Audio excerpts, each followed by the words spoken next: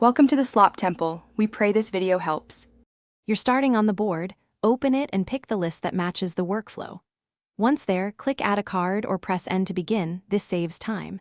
Type a concise title that explains the task. This helps you scan lists fast. Make sure to add a short context word like design or ka. Once done, press Enter to create the card. You'll see it appear at the bottom of the list, ready for the next details. Open the new card and fill the description so anyone can understand the task and why it matters. Then, add a checklist to break work into steps. This creates progress markers. Assign members and set a due date to track ownership and timing. Attach files or screenshots for context. Add labels for priority or type. Once done, consider a power-up or shortcut to automate repeat steps. This reduces. Review the card. Confirm members, labels, and due date, then drag it to the correct list or position for visible priority. Add an initial comment with next steps so everyone knows what to do. This creates a timeline. Make sure notifications are enabled for assignees.